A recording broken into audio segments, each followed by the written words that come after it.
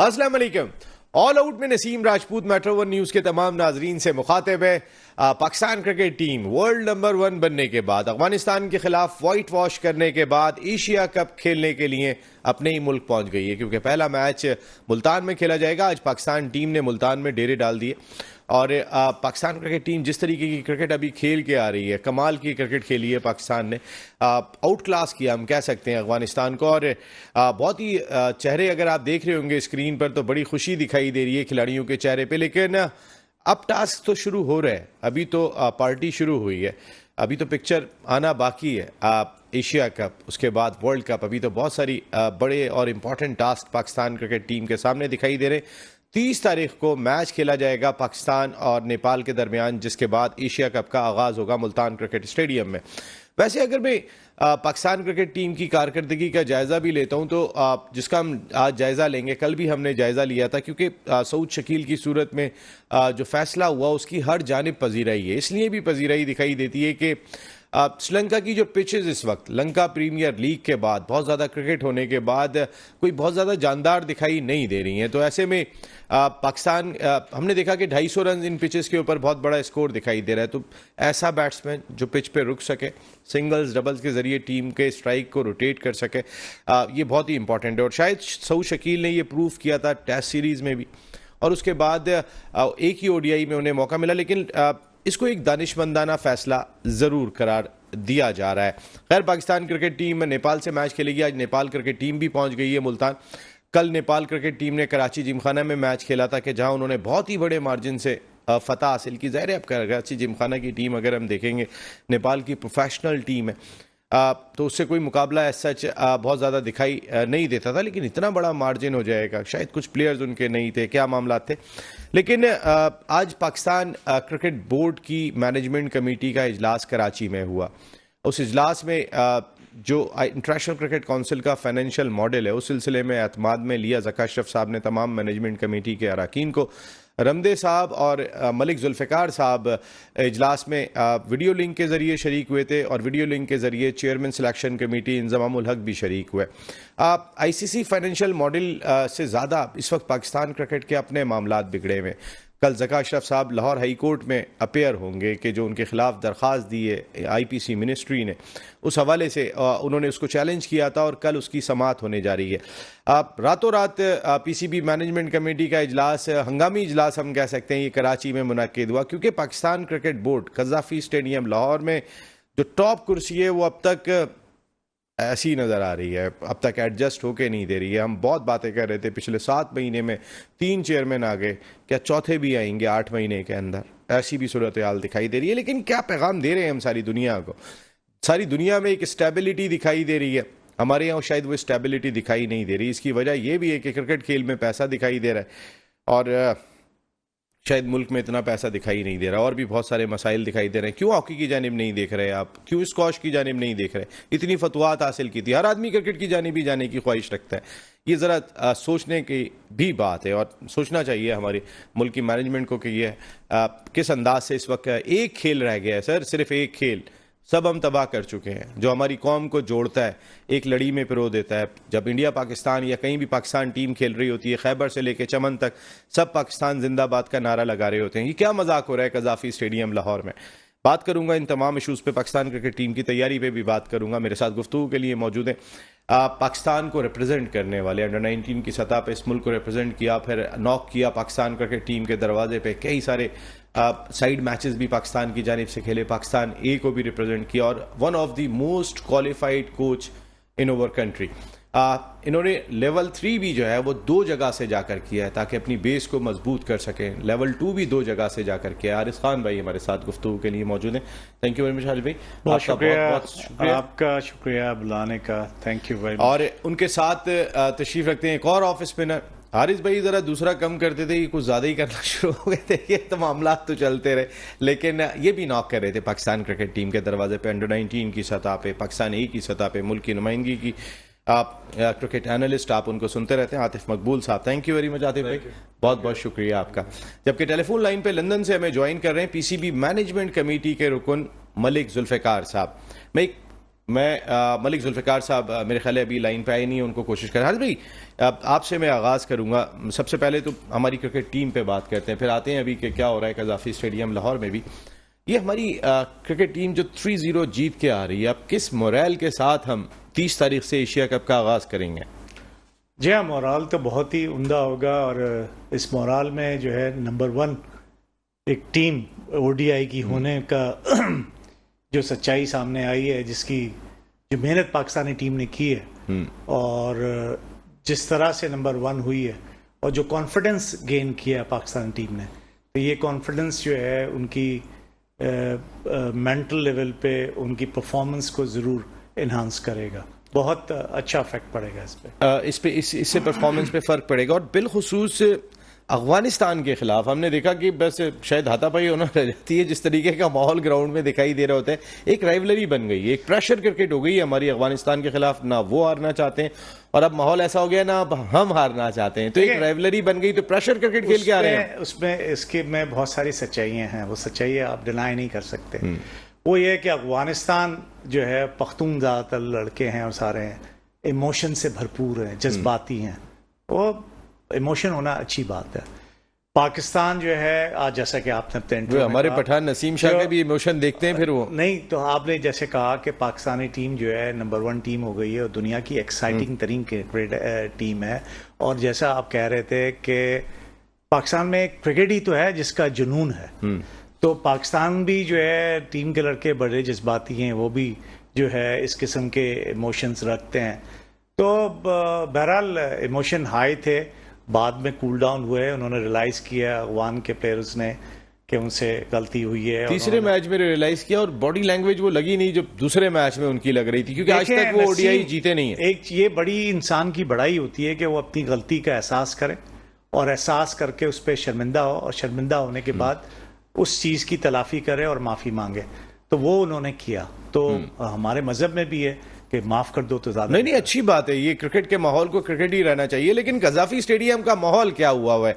वहां पर भी कुछ ऐसी अफगान पाकिस्तान क्रिकेट जैसी सूरत हाल दिखाई दे रही है। आईपीसी मिनिस्ट्री और पीसीबी मैनेजमेंट कमेटी के सरबराह ज़का अशरफ साहब की जानिब से अभी हाई कोर्ट में मामला चला गया। पीसीबी मैनेजमेंट कमेटी के रुकन सियालकोट रीजन के फॉर्मर प्रेसिडेंट और क्रिकेट का जाना पहचाना नाम मलिक जुल्फ़िकार साहब ने हमें ज्वाइन किया लंदन से। अस्सलाम वालेकुम मलिक साहब। वालेकुम अस्सलाम व रहमतुल्लाहि व बरकातहू। मलिक साहब, हारिस खान भाई बैठे हुए और आतिफ मकबूल बैठे हुए हमारे साथ आज शो में। उनको मेरी तरफ से बहुत बहुत मैं सलाम अर्ज करता हूँ जी। वालेकुम सलाम। Thank you. ठीक है, खैरियत से हैं?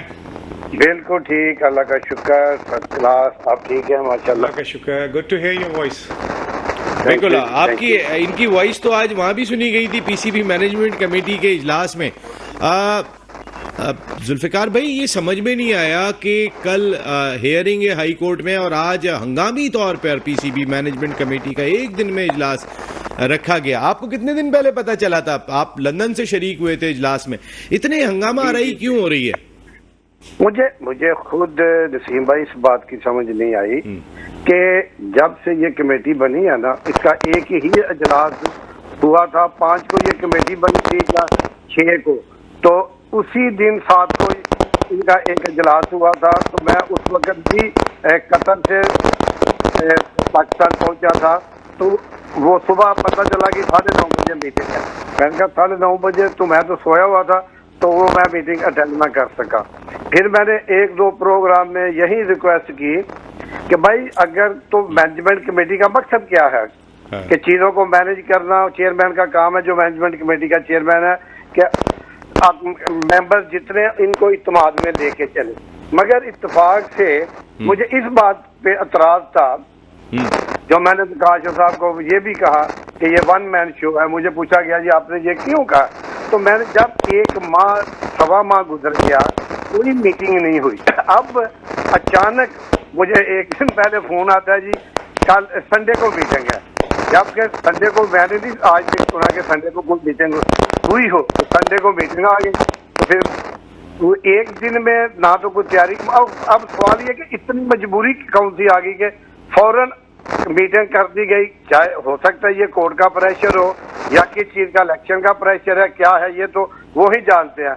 मगर हमने आज जो बात थी वो हमने की, जो उनकी अच्छी बातें उनको अप्रिशिएट किया, जो हमें अच्छी नहीं लगी हो सकता उनके नजदीक ये अच्छी बातें हो, हमारे नजदीक को मुझे अच्छी नहीं लगी, वो मैंने वो दिल की बातें जो अक्सर मैं करता हूँ वो मैंने कर दी।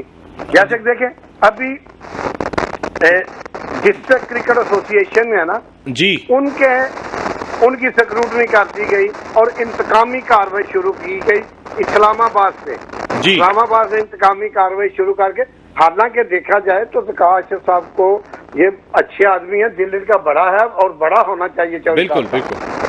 इनको चाहिए था कि भाई ठीक है आप इलेक्ट हो जाएं, इलेक्ट होने के बाद इलेक्शन हो जाए, फिर आपने जो भी करना है आपके सामने देखिए कि ये जो भर्तियां की गई हैं, जब एक कोर्ट कहती है कि आपने डे टू डे अफेयर देखने हैं जी, इन्होंने आके वो तकर्रियां शुरू कर दी और जो भी ये जल्दी में जैसे आज बजट मंजूर करा लिया, जो भी ये क्योंकि मेजॉरिटी सारे लोग जो है ना इनके हैं, और मैं समझ दो आज मुझे कहा गया कि जी आप नदीम चुनी को क्यों खत्म करते, मैंने कहा मैं जानता ही इनको जो उनका क्रिकेट में नाम है लाहौर से तल्लक है, दूसरे जो मेंबरान है उनको मैं नहीं जानता, इसलिए मैं उनको नहीं कह रहा, मैं चेयरमैन साहब को कहता हूँ और मैं नदीम साहब का नाम लेता हूँ। तो अजमत साहब कहने लगे जी आपने मुझे कहने का, मैंने कहा तो मैं तो आपको क्रिकेट में आज तक देखा नहीं है, और वो चेहरे हैं जो कि क्रिकेट में पहले नहीं आए नदीम भाई। तो ये ऐसी चीजें हैं जिसके लिए थोड़ी बहुत तो बात, जब भी क्रिकेट की बात आएगी, हमारा मकसद क्या है मैनेजमेंट कमेटी का कि हमें वहां पे जाके क्रिकेट की बेहतरी, बुलेट की बेहतरी और सर एक सेकंड मलिक साहब, मैं ये एक आम आवाम को बड़ा एतराज रहा है, शायद बहुत सारे लोगों को होगा, और ये चीज़ बड़ी मंजर आम पे रही है। जब पीसीबी का गवर्निंग बोर्ड होता था ना तो उसके बारे में भी लोग रबर स्टैम्प की बात करते थे। अभी मैनेजमेंट कमेटी बनी है तो हम पहली मरतबा आपकी जानिब से आवाज़ सुनी है, हमने किसी की जानिब से आवाज़ नहीं सुनी। इससे पहले जो आपने स्टेटमेंट दिया था और या आप बात करें, मैं एक बात जानता हूँ, एक जो मेरे सोर्सेज बता रहे हैं, आज इजलास में कोई बहुत बड़ा एजेंडा नहीं था, लेकिन एक एजेंडा ये भी था कि 3-4 स्टेडियम में कोई 20,000 कुर्सियां लगनी है। हर साल कुर्सियां लगती हैं सर, और एक कुर्सी की मालियत 25,000 रुपए है।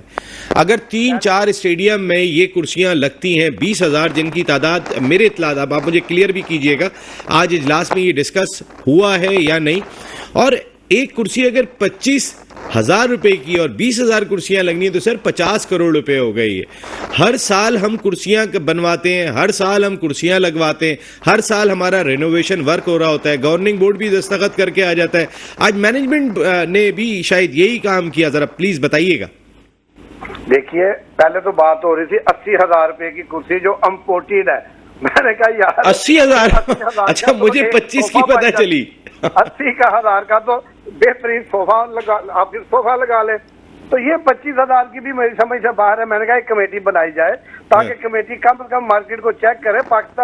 ये पाकिस्तान के अवाम के पैसे हैं भाई, इसको ऐसे उड़ाने नहीं चाहिए। जो जहां लगने हैं वहां जरूर लगाइए, जहां आप सेव कर सकते हैं वहां सेव करें।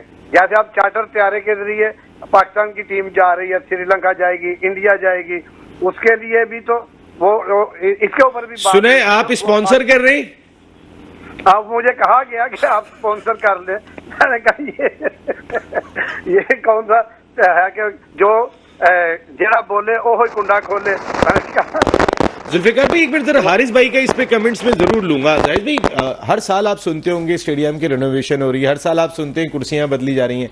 80,000 रुपए की कुर्सी को उन्होंने खुद कहा कि हमने कहा कि सर ये सोफा लगवा लें वहां कुर्सी की जगह, तो 25,000 की कोटेशन, एक कुर्सी 25,000 रुपए की, और उसके बाद हर साल चेंज होती है। सर बड़ा इंटरेस्टिंग सवाल है, क्योंकि मैं कस्टम्स का एम्प्लॉई हूं तो मैं इस पे जरा सही तरह से रोशनी डाल सकूंगा। देखें कुर्सी कई तरह की होती है कि उसका मटेरियल क्या वुड का बना हुआ है, क्या उसका स्टेनलेस स्टील का मटेरियल है, या उसका रॉट आयरन का मटेरियल है, या फिर क्या आपने कॉपर को यूज किया है उसके अंदर। तो हर मेटल की वैल्यू डिफरेंट है। फिर उसके बाद जो है जो उसके कुशन यूज होंगे, फोम कौन सा यूज हुआ है, जो लेदर उस पर रैपिंग होगी वो आर्टिफिशियल लेदर होगी या रियल लेदर की जो है उस पर आप जो है कोटिंग करेंगे। तो ये डिपेंड करता है। और मेरी नज़र में 25,000 रुपीज अ सीट बहुत ज्यादा है। और जब आप 20,000 और मैं बिल्कुल एग्री करूंगा जुल्फिकार भाई की इस बात से कि आप पहले मार्केट इंक्वायरी तो कराएं, एक कोटेशन जो भी बनेगी, जो आप जाके मार्केट इंक्वायरी करके एक प्राइस लिस्ट तो लेके आए कि क्या है क्या नहीं है। अब जैसे ये कह रहे हैं कि जी इंपोर्ट करने की सोच रहे हैं 80,000 रुपए की, वो बिल्कुल सही कह रहे हैं कि भाई 80,000 रुपए का सोफा आता है, ठीक है, क्या हम हमारा जैसा मुल्क या बोर्ड के पास इतने पैसे हैं? अगर इतने पैसे हैं तो डोमेस्टिक स्ट्रक्चर पे लगाए ना, ग्राउंड्स के डेवलपमेंट पे लगाए। वो जो वहां जो आपके ग्राउंड्स में अनएम्प्लॉय हो गए हैं उन पे लगाए, उनको देखें क्या हो सकता है। ग्राउंड्स को जो है, ग्राउंड्स की पिचेस को अपग्रेड करें। सर हमारे यहाँ सड़क टूट जाती है, फिर दोबारा बनाते हैं, फिर तोड़ देते हैं, फिर बनाते हैं, तो वो तो सिलसिला चलता ही रहता है ना। ये क्या क्रिकेट में भी तो नहीं आता जा रहा है कहीं ये? मैं खुदा ना खास्ता किसी इस चेयरमैनशिप में बात नहीं कर रहा हूँ, इससे पहले भी माजी में हर साल चेंज हो रही हैं कुर्सियां। जब PSL आ रहा है उससे पहले जी रिनोवेशन वर्क हो रहा है, 1 अरब रुपया रख दिया गया उसका, 1 अरब रुपया। देखें जी, अमूमन कहा जाता है कि जो भी कॉन्ट्रैक्ट दिया जाता है उसके अंडरहैंड जो है ना, उस कॉन्ट्रैक्ट के लेट्स से कि 1 करोड़ रुपए का कॉन्ट्रैक्ट दिया गया, तो वो कॉन्ट्रैक्टर से जो है सुनने में आती है बात, कहा जाता है कि ये 40% हमारा है, 60% पे आपने काम करना है। ये भी हमें सुनने में आया, तो ये चीज तो होती है। और हमारे ये सरकार से प्राइवेट सेक्टर में भी चला गया क्या मामला? ये जो है ना, आई एम सॉरी टू से कि करप्शन का कोई वो नहीं है कि ये इस सेक्टर में और इस सेक्टर में नहीं है। आप किसी को ये नहीं कह सकते कि ये इसी सेक्टर में और इस सेक्टर में नहीं है। अनफॉर्चुनेट है, इट्स वेरी पिटी दो, लेकिन इट्स अ फैक्ट। आपका कुर्सियों का काम भी है, तो ये 25,000 रुपए की कुर्सी क्या लगता है आपको ज्यादा पैसे? फाइबर ग्लास की कुर्सी होती है जो नेशनल स्टेडियम में लगी, फाइबर की जो सीट्स होती हैं, तो वो 25,000 रुपए की एक। बस वही बात है कि जैसे हारिस भाई ने भी कहा कि ये कॉन्ट्रैक्ट के हिसाब से है। 25,000 की कुर्सी यानी कि तो बहुत ज्यादा इनफ अमाउंट हो गया। और 80,000 में तो बेचारे गरीब की फैमिली का जो है वो समझ लें वो फर्नीचर आया था, तो ये तो बहुत ज्यादा पैसे हैं। 25,000 भी बहुत ज्यादा है, तो ये तो गलत है, जो देखना चाहिए। और इसमें ये है कि वही कॉन्ट्रैक्ट वाली बात आ जाती है कि अगर कंपनी से कॉन्ट्रैक्ट होता है तो फिर आगे वो सब कॉन्ट्रैक्ट आगे चला जाता है, तो वो कमीशन रख के ही काम होता है। तो ये हकीकत है कि 40 और 60 का होगा या 50-50 का होगा, तो ये कमीशन पे ही काम होता है, जिसकी वजह से ये इतने पैसे बताए जाते हैं हुकूमत से, और अलाउंस हो जाता है इसमें कि यार चलें 40% हमारा है, 60 हमारा है। बिल्कुल सही बात है। खैर ये भी मलिक साहब से और भी कुछ चीजें मैंने जरा पता करनी है। जो आज मैनेजमेंट कमेटी का इजलास हुआ था, कैसी विकेट पर दिखाई दे रहे हैं इस वक्त ज़का अशरफ साहब? इनसे बेहतर कोई नहीं बता सकता मलिक जुल्फिकार साहब, क्योंकि ये इतना ज़्यादा क्रिकेट, पाकिस्तान क्रिकेट का हिस्सा रहे कि वो सूरत हाल को बहुत आसानी से बता देंगे इस वक्त ज़का अशरफ साहब किस पिच पर हैं। और ये भी जानूंगा कि जो नजम सेठी साहब और ज़का अशरफ साहब के दरमियान के जो मामलात रहे वो भी अब किस नहज पर हैं? उनके लोग, कभी टीम मैनेजमेंट उन्हीं की लगाई हुई है, वो अगर ये जीत गई है तो बरकरार है, अगर हार जाती तो क्या होता? मलिक जुल्फिकार साहब ज्यादा बेहतर बताएंगे एक ब्रेक के बाद।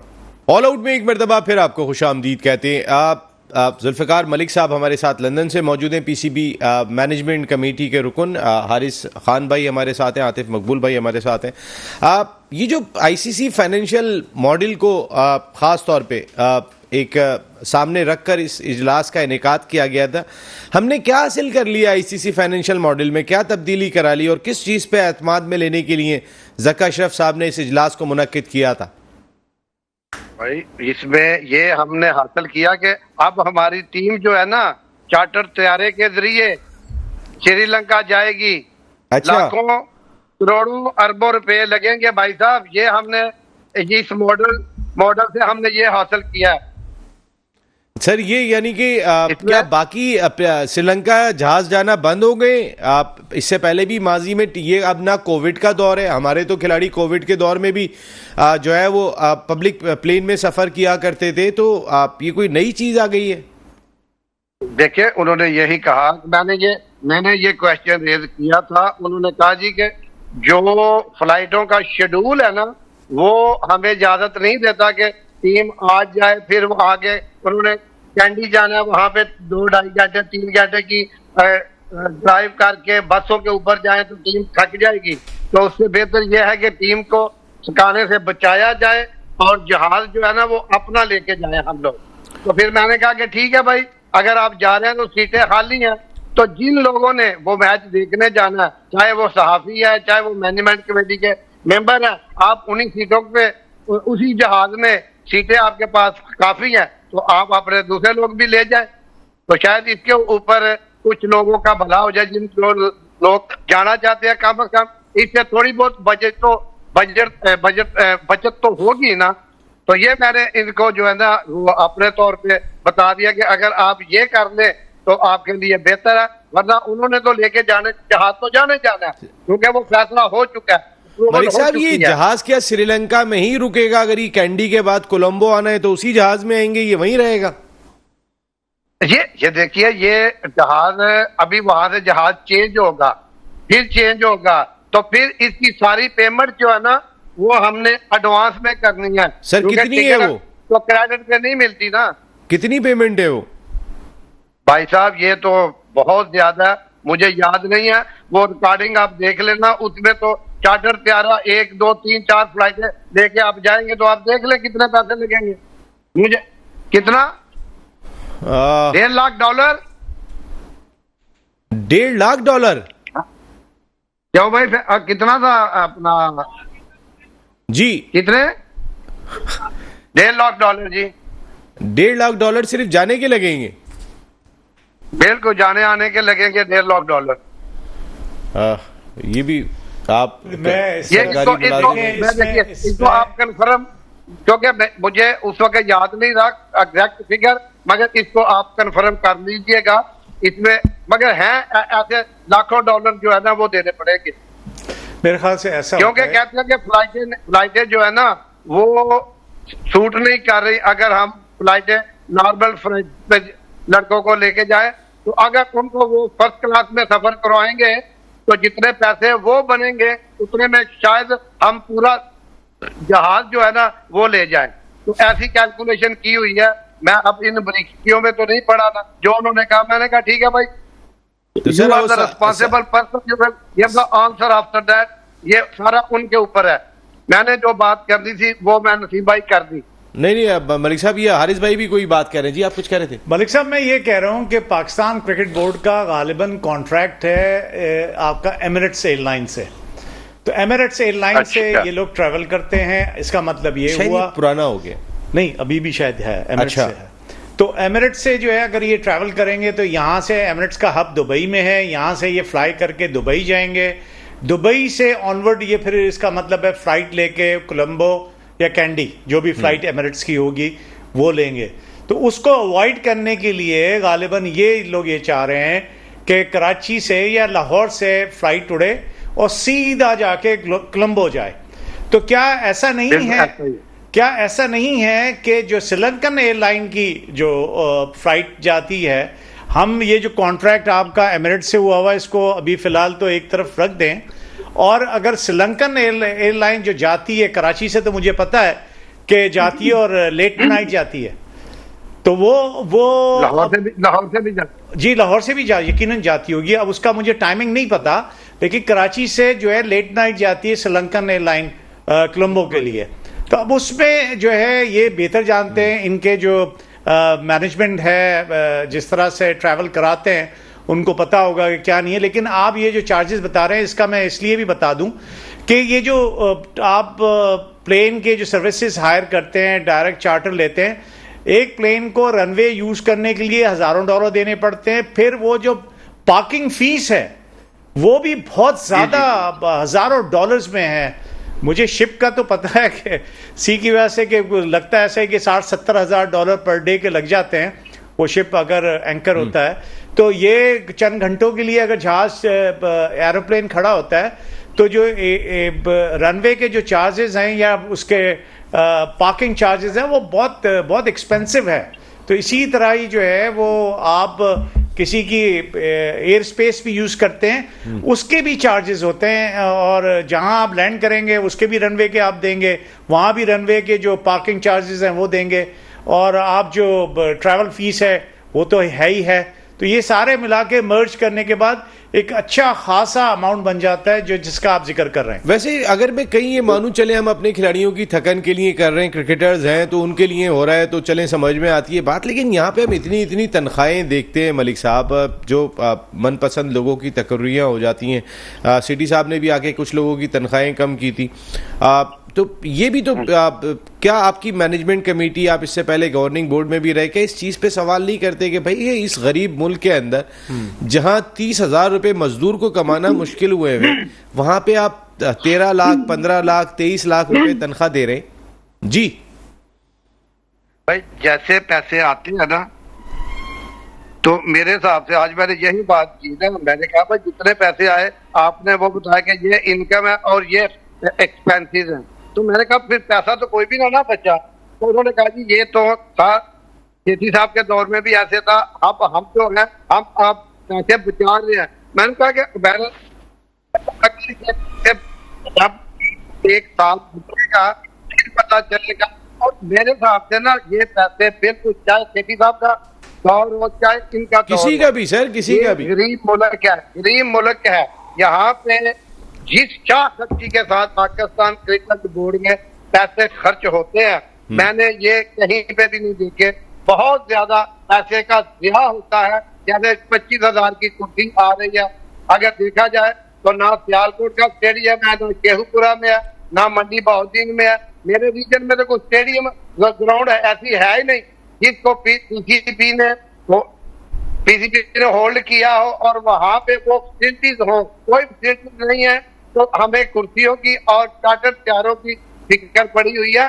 ठीक है, ये सारे काम जरूरी होंगे, मगर देखना कि ये है कि जहां से प्लेयर पैदा होते हैं, जहां पे अगर खाड़ा होगा तो पहलवान जो है ना वहां पे जाएंगे तो पहलवान बनेंगे ना। अगर हमारे पास पिचेज होंगी, ग्राउंड होंगे, तो प्लेयर वहां खेलेंगे, तो वहां से प्लेयर पैदा होंगे, प्लेयर बनेंगे। तो इन चीजों के ऊपर हमें तवज्जो देनी चाहिए। ये जाके हम लाखों तनख्वाहें दे दें, लाखों करोड़ों अरबों जो है वो जहाज में खर्च कर दें, कुर्सियों के ऊपर खर्च कर दें, ठीक है वो आप करें, मगर ये जो सबसे जरूरी चीजें है ना उनके ऊपर भी ध्यान देना चाहिए। जाहिद भाई कुछ कह रहे थे आप? मैं बिल्कुल शेख साहब की बात को सेकंड करूंगा कि जो पैसा खर्च होना चाहिए वो क्रिकेटर पे और क्रिकेट की डेवलपमेंट पे खर्च होना चाहिए। जो आपके पास आपको अर्निंग जो होती है वो प्लेयरों की वजह से हो रही है। आज ये प्लेयरों की परफॉर्मेंस है कि पाकिस्तान टीम नंबर 1 हुई है और पाकिस्तान टीम जो है दुनिया की एक्साइटिंग तरीन टीमों में से एक है।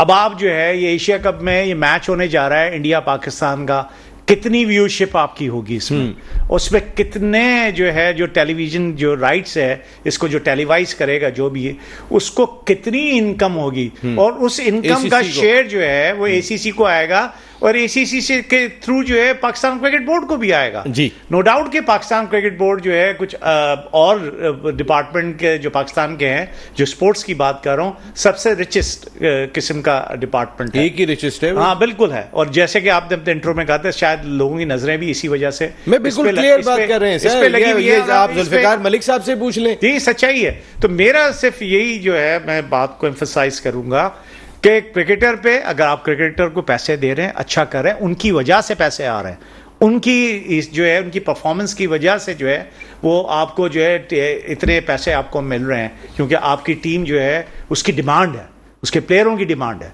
तो इसकी वजह से राइट्स भी आपको जो है फिर मुंह मांगे पैसे आपको मिलते हैं। तो जैसा कि मलिक साहब कह रहे हैं कि नो डाउट के जो सियालकोट रीजन है बड़ा ही फर्टाइल किस्म का वो लैंड है, जिसने टीम भी है फर्स्ट क्लास में नहीं है। वो नुमान भट्ट साहब थे वहां पे, शकील शेख साहब के साथ थे, जुल्फिकार मलिक साहब थे, तो अब सियालकोट भी शायद नहीं है। अभी मलिक साहब भी बता देंगे। ये देखिए ज्यादती है, बहुत ज्यादती है। जो आप सिस्टम बनाते हैं, जो हर साल जो है सिस्टम को चेंज कर देते हैं, तो ये बड़ा जुल्म होता है कि आप जैसे कहा गया कि भाई एक सिस्टम कोई भी है, इसमें अच्छाइयाँ या बुराइयाँ कुछ भी हैं, आप कम से कम 3 साल चला के देखें तो आपको पता लग जाएगा कितनी अच्छाइयाँ हैं कितनी बुराइयाँ हैं। अगर ज़्यादा उसमें जो है लैप्सेस हैं या कोई शॉर्ट कमिंग्स हैं तो फिर उस सिस्टम को बेहतरी लाएं, कुछ और बेहतर चीज़ें लेके। लेकिन ये नहीं हो सकता जैसे कि अब हो रहा है कि पहले जो है डिपार्टमेंट्स और जो है रीजन साथ खेलते थे और जैसे कि अभी ये कहा गया, पहले कहा गया कि नहीं, ये छह टीमें जो हैं ये बहुत है पाकिस्तान के लिए, हर साल रीजन। चेंज होने। तो अब क्या हुआ कि वो 6 के बजाय कितनी टीम हो गई रीजन्स की भैया? 12 हो गई शायद, 12 या 16 हो गई जी, 16 हो गई। अब 16, 6 के बजाय 16 टीमें हो गई। तो फिर ये क्यों चेंज हुआ? अब ये सिस्टम क्यों अच्छा हो ये गया? अगले साल भी चेंज होगा। ये सिस्टम अब चाहे क्यों अच्छा हो कोई गया? हो। अब पिछला सिस्टम क्यों अच्छा था, अब वो गलत हो गया, ये अच्छा हो गया? या तो वो गलत था, ये गलत है, लेकिन ये मानेगा कोई भी नहीं, अगली दफा फिर चेंज कर देंगे। ये भी मलिक साहब आप भी साइन करने वालों में होते हैं जो ये वाली चीजें चेंज हो रही होती है। लेकिन ये मुझे बताइए मलिक साहब, ये कल जो है वो हाई कोर्ट में हियरिंग हो रही है ज़का अशरफ साहब की। आपका बड़ा तजुर्बा है, वसी तजुर्बा है, और पॉलिटिकल वजह बनाई है कि बोर्ड पॉलिटिकल हो गया। हालांकि जो एक दस्तावेज सामने आई है उसके मुताबिक तो 15 जून को ज़का अशरफ साहब ने पाकिस्तान पीपल्स पार्टी की सेंट्रल एग्जीक्यूटिव कमेटी की रुकनीत से इस्तीफ़ा दे दिया था, लेकिन यही बेस बनाई गई है कि वो सरकारी शख्सियत हैं। और इसको कल हाई कोर्ट में आप क्या फ्यूचर देख रहे हैं ज़का अशरफ साहब का? क्या आने वाले दिनों में आपका तजुर्बा क्या कह रहा है? देखिए, मुझे देखिए कि इससे पहले जो अभी आपने बात की कि जी हर साल नया सिस्टम आ जाता है। भाई हर साल नया सिस्टम क्यों आता है? क्योंकि हर 3-4 माह के बाद तो हमारा चेयरमैन चेंज हो जाता है। तो जो भी चेयरमैन आता है वो अपनी अकल के मुताबिक अपने जो उसके मशवरा देने वाले लोग होते हैं, सलाह की जिनको कहते हैं, ये उनके ऊपर डिपेंड करता है। देखा जाए तो मेरी समझ से बाहर है कि हर 4 माह के बाद चेयरमैन क्यों चेंज होता है। साहब अच्छा भला एक निजाम लेके आए थे, under 16, under 13, under 19, inter district, फिर रीजन, फिर डिपार्टमेंट, ये सारा निजाम बेहतरीन चल रहा था। बीच में ये सियासी तकर्रियां जो है ना, ये बंद होनी चाहिए। चेयरमैन पाकिस्तान क्रिकेट बोर्ड का जो भी हो, आप हमारे मुल्क में देख लें, इधर दूसरे इंग्लैंड में देख लें, यहाँ सारे रीजन के इलेक्शन होते हैं, रीजन वाले चेयरमैन को लेके आते हैं। जब तक राइट पर्सन पर राइट जॉब आप लेके नहीं आएंगे, हमारा यही हाल होगा। मुझे खतरा ये है कि ये हॉकी की तरह हमारी क्रिकेट भी तुम्हारा एक ऐसा क्रिकेट गेम है जिसके ऊपर पूरी कौम जो है ना एंजॉय करती है। बिल्कुल सही बात है, महंगाई में पिसी हुई कौम है। मलिक साहब, मेरा सवाल रह गया वहीं पर ही, वाकई में ये कौम सिर्फ क्रिकेट को एंजॉय करती है, लेकिन कल क्या होने जा रहा है और क्या फ्यूचर देख रहे हैं आप आईपीसी में? आईपीसी ये पाकिस्तान की कोर्टें हैं जी, ये जो भी फैसला करेंगी, मैं इनसे ये रिक्वेस्ट करता हूँ कोर्ट वालों से, मैं कौन होता हूँ रिक्वेस्ट करने वाला, मगर जो आपने जो क्वेश्चन किया कि आप वो आदमी लेके आए जो क्रिकेट को और तमाम स्टेक और रीजन के जो ओहदेदार है उनको साथ लेके चले, क्योंकि जो रीजन के प्रेसिडेंट है उनको पता है कि हाँ भाई असल में स्टेक होल्डर वो है जिससे के प्रेसिडेंट स्टेक होल्डर है। तो ज़का अशरफ साहब ऐसा नहीं कर रहे क्या? क्रिकेट बोर्ड में ये तो जो भी फैसला करेंगे कोर्ट वाले वो सर बातें पे, मगर एक आईपीसी ने एक लेटर इशू किया प्राइम मिनिस्टर को कि भाई ये अभी सियासी तकर्री हुई है, अगर तो ये हुई है तो इसका नोटिस लेना चाहिए उनको, और जो राइट लोग हैं एक कमेटी बना दें, इसके बाद वहां पे इलेक्शन करवाएं, जो भी करे इंटरिम लगाएं, जो भी 3 साल के लिए जो भी आए उसको 3 साल का टाइम मिलना चाहिए ताकि वो जो भी फॉर्मेट बनाए उसके ऊपर अमल किया जाए। तो मैं आपकी बातों से ये समझ रहा हूं कि आप पीसीबी मैनेजमेंट कमेटी के रुकन हैं और आप अपने चेयरमैन से मुतमईन नहीं है। देखिए कोई भी चेयरमैन है, मेरा कोई के साथ कोई जाती इख्तलाफ नहीं है। मैं देखिए मेरी बात, मैं आपकी ये बात क्लियर करना चाहता हूँ, क्या ज़का के देन में हो कि ये देखिए मेरा सिर्फ इतनी मैं बात कहूंगा कि 1 माह गुजर गया, सियासी इन्होंने जो भी तकर्रियां की, जो भी इन्होंने इकदाम उठाए, मैनेजमेंट कमेटी को इस्तेमाल में नहीं लिया गया। अगर ये गलत है। जैसे आज इन्होंने इजलास किया, इससे पहले भी तो 2 इजलास कर सकते थे।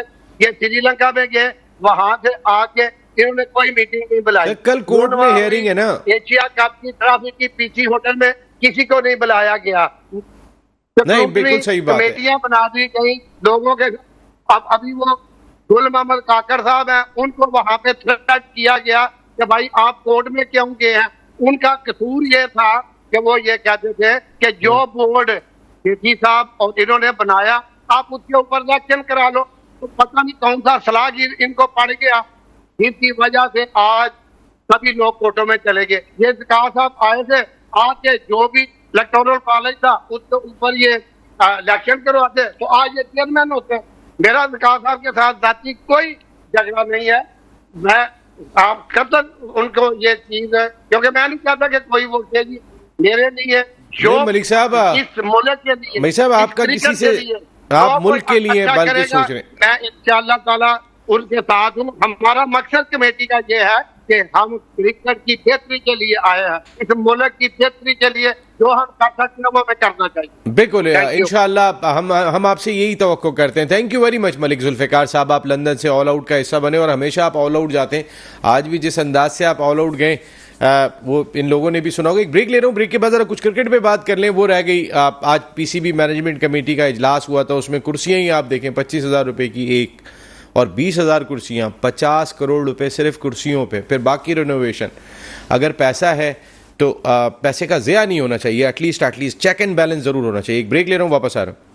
ऑल आउट में एक मरतबा फिर आपको खुशामदीद कहते हैं। Gaddafi stadium Lahore, headquarter PCB. अभी आपने खुद मैनेजमेंट कमेटी के रुकन को सुन लिया, वो क्या कुछ कह रहे थे। बहुत सारी चीज़ें आपको पता चल गई होंगी। जरा पाकिस्तान क्रिकेट टीम नंबर 1 बन गई, आज मुल्तान पहुंच गई, अफगानिस्तान के खिलाफ वाइट वॉश करके आ रही है।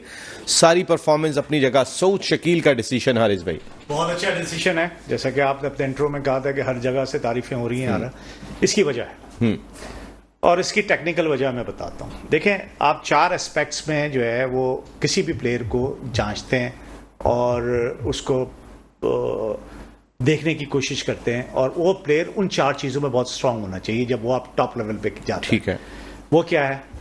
उसका मेंटली टफ होना, फिजिकली फिट होना according to the standard he is playing, और उसके अलावा उसकी टेक्निक और उसकी टैक्टिक्स।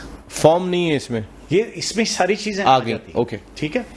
अब आप जब ये सारी चीजें, ये सारे इंग्रेडिएंट्स आप देख रहे हैं और सऊद शकील की जो आपने जैसे फॉर्म की बात की और परफॉर्मेंस की बात की, और जो सब इस बात को कह रहे हैं, मान रहे हैं कि जिस तरह से श्रीलंका की पिच पे जाके श्रीलंकन स्पिनर्स को जिस तरह से उसने डोमिनेट किया, एक खेलना अलग है, डोमिनेट करते हुए खेला, जो आपने उसने जो डबल सेंचुरी किए और दूसरे जो और रन्स बनाए, तो 100 कितने की एवरेज है उसकी? सर एवरेज स्ट्राइक रेट भी 90 प्लस है, ये 100 के करीब है। कि लॉन्गर वर्जन की क्रिकेट के लिए 80 प्लस का स्ट्राइक रेट हो तो बहुत अच्छा होता है, इसका तो 90 प्लस है। तो जब सऊद शकील की बात हो रही है तो वो सारे बॉक्सेस जो उसकी सिलेक्शन में वो टिक कर रहा है उसको कि हाँ ये चीज भी है। मेंटल टफ है, सिचुएशन ऐसी आई थी कि ये अपने आप को जो है नर्वस तो नहीं हुआ था, अपनी विकेट तो थ्रो नहीं कर दी थी, हालात का मुकाबला किया था इसने और रिएक्ट अकॉर्डिंगली था। हरीश भाई, सबसे बड़ी चीज ऑप्शन आपका, एक तो लेफ्ट हैंडर बैट्समैन आ रहा है आपका, 4 number, 5 number, 6 number, Rizwan, Iftikhar, Salman Ali Agha, कोई नहीं है आपके पास लेफ्ट हैंडर उस जगह पे, और फिर आपने स्पिनर्स को भी खेलना होता है। तो वो जो एक 4 नंबर का हम स्लॉट खास तौर पे देख रहे हैं, रिजवान को आप 4 पे ले आए, रिजवान 5 पे थे, वो बेहतर था। 4 पे अगर एक जनवन बैट्समैन सऊद शकील की सूरत में हो, देखें आप मिडिल ऑर्डर को, अभी बहुत जिक्र हो रहा है पाकिस्तान का जो वीकेस्ट लिंक जो कहा जा रहा है वो मिडिल ऑर्डर का। अब मिडिल ऑर्डर में कौन कौन है आपके पास?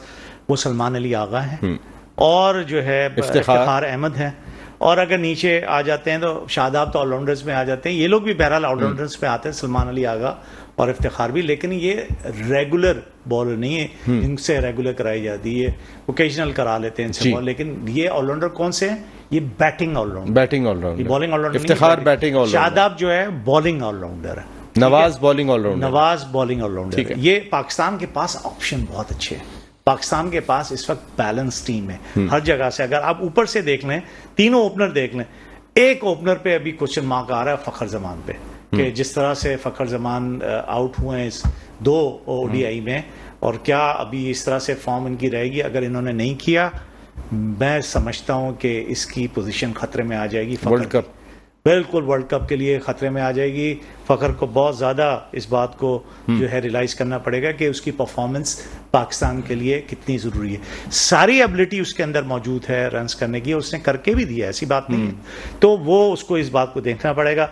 बाकी इमामुल हक आपके पास हैं, अब्दुल्ला शफीक हैं, फिर बाबर आ जाते हैं, मोहम्मद रिजवान हैं जो कि 4 नंबर पे बैटिंग कर रहे हैं, सलमान हो गए, फिर शादाब हो गए, सऊद नवाज हो शकील गए, जो आपने कहा कि बीच में आ गए, फिर सलमान अली आगा आ गए, इफ्तिखार अहमद हैं, मोहम्मद हारिस आपके विकेट कीपर दूसरे जा रहे हैं। अगर ये नहीं करते आपका फखर, तो ये हारिस उनकी जगह ले सकते हैं। अब्दुल्ला शफीक भी ले सकते हैं, वो भी अब्दुल्ला open करते रहे। शफीक देखें, मैं तो पहले कहता चला आ रहा हूँ, जब से ऑस्ट्रेलिया के खिलाफ मैंने इनको बैटिंग करते हुए देखा, और जिन्होंने जिस तरह से अपना डिसिप्लिन शो किया इन चारों एस्पेक्ट में जो मैंने बताया, उससे मुझे इन्होंने बड़ा इंप्रेस किया है। अब्दुल्ला शफीक ने कॉम्पैक्ट नजर आता है, कॉन्फिडेंस की बस खूबसूरत खेलते हैं। हाँ, और उसको कॉन्फिडेंस दे, नो मैटर वो अगर फेल भी हो रहा है तो वो क्वालिटी प्लेयर है। क्वालिटी, यही सऊद शकील, ये इजाफा आप जरा एज ए स्पिनर आप बताइएगा थोड़ा सा, जिस तरीके के स्पिनर्स को फेस भी करना है, अफगानिस्तान, श्रीलंका, ये 2 तो अच्छे स्पिनर्स हमें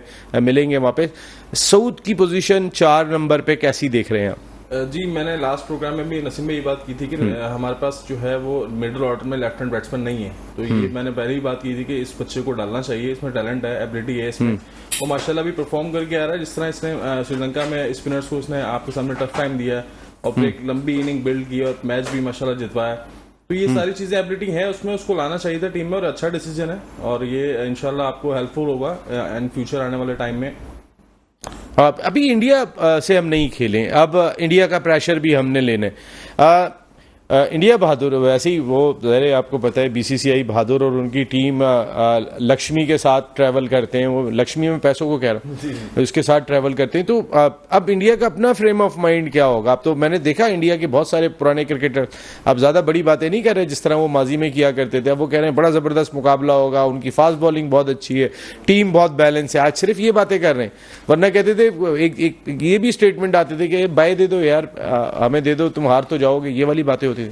नहीं, माशाल्लाह जिस तरह हमारी टीम अभी परफॉर्म कर रही है माशाल्लाह पिछले कुछ महीनों से, तो आपके सामने भी देखें नंबर 1 भी टीम भी हो गई है माशाल्लाह। अभी अफगानिस्तान को इस तरह वाइट वॉश किया है, ये एक अच्छी निशानी है कि हम लोगों का मोराल जो है बहुत हाई है, और इंशाल्लाह हम लोग कोशिश करेंगे कि ये जो टूर्नामेंट अभी एशिया कप आ रहा है इसको विन करें, और इंडिया को टफ टाइम ही देंगे, क्योंकि अभी 15 सेकेंड है आपके पास। इंडिया प्रेशर में होगा यकीनन, जो पाकिस्तान के बॉलिंग परफॉर्मेंस कर रही है, पाकिस्तान के पास बहुत बैलेंस टीम है इस वक्त, और स्पेशली फास्ट बॉलर्स तो आपको पता ही है कि पाकिस्तान के फास्ट बॉलर, कल जो है मुझे उसको देख के तो बहुत ही खुशी हुई फ़हीम अशरफ को, जिस तरह से उसने गेंदें की जगह पे गेंदें की। और अब सिर्फ मेरा इन लोगों से क्या शिकायत रहती है, इनमें कंसिस्टेंसी जो है वो मुझे कम नजर आती है। वो चीज अगर इनमें आ जाए तो नो डाउट बेहतर और हो जाएंगे। हारिस खान भाई, thank you very much, thank you very much. Atif मकबूल भाई, आज आपको कम मौका मिला, नेक्स्ट वीक इंशाल्लाह कोशिश होगी। And thank you very much Malik Zulfikar साहब। अब तमाम लोगों का बहुत बहुत शुक्रिया। नसीम राजपूत अपनी पूरी प्रोडक्शन टीम के साथ चाहता है इजाजत। जिंदगी रही तो फिर आइंदा हफ्ते आपसे फिर मुलाकात हो रही है। टिल देन, अल्लाह ने के बाद।